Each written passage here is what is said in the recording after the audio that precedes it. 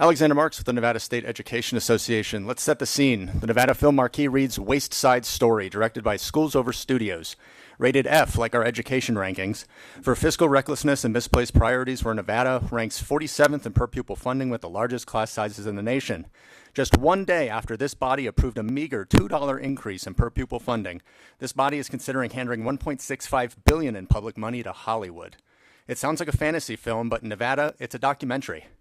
Or perhaps it's a silent film. Despite their passion, educators are being ignored. They're pleading with lawmakers to pass the plan, to invest every available dollar in our schools and essential services. But instead, they watch their lawmakers try to funnel money into public dollars to hollow economic development projects like this one. And if it passes, the state of Nevada will lose over $1.3 billion over 15 years.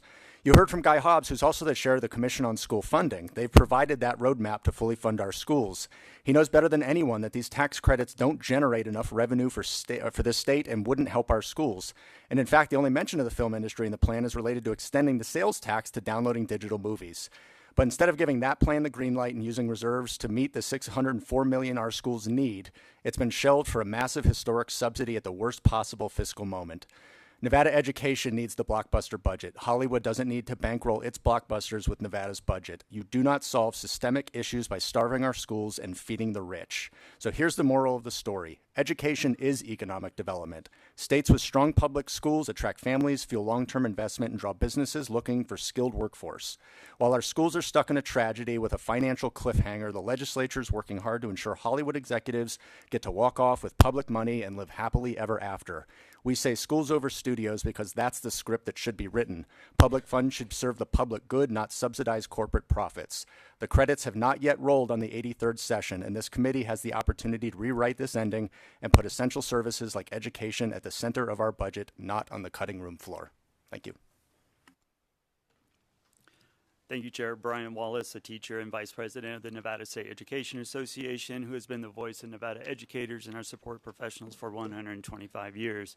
NSEA fully believes in schools over studios. We oppose AB 238, which would extend the $1.65 billion in tax giveaways to Hollywood studios over the next 15 years.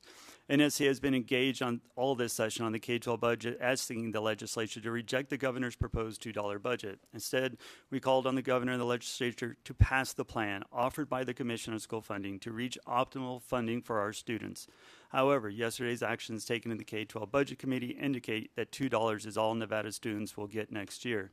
We cannot add arts back to STEM when students stand to lose under this bill and schools now are preparing for cuts. The Commission on School Funding has provided their plan to optimally fund education, a plan the legislature requested. The Commission did not recommend a film tax credit to improve the funding of our schools. That's because, as previously stated, Funding Commission Chair Guy Hobbs knows better than anyone, these tax credits do not generate revenue for the state. We just heard that we stand to lose 80 cents for every dollar invested in this. The budget impacts of the tax credits are real. According to the Economic Forum's projections, Nevada is estimated to lose $119 million in general fund revenue to tax credits this year. That goes up to $148 million next year, with $36 million for the A's before a shovel even hits the ground. And the out year then rises to $160 million. These are funds that otherwise could be going to important services, including the education of Nevada's students. In an Emerson College poll of likely Las Vegas voters in 2024, 52% opposed the use of public money for the construction of a baseball stadium. Only 32% were in support. That's 20 points under the water. NSEA is committed to continuing our efforts to make sure that Nevada's priorities are going to align with the people and that those priorities truly assist our students. We urge legislators to reject AB 238 in the strongest possible way. And in the meantime, we hope that the legislature will finally give full consideration to the revenue proposals put forward by your Commission on School Funding. Please pass the plan. Thank you.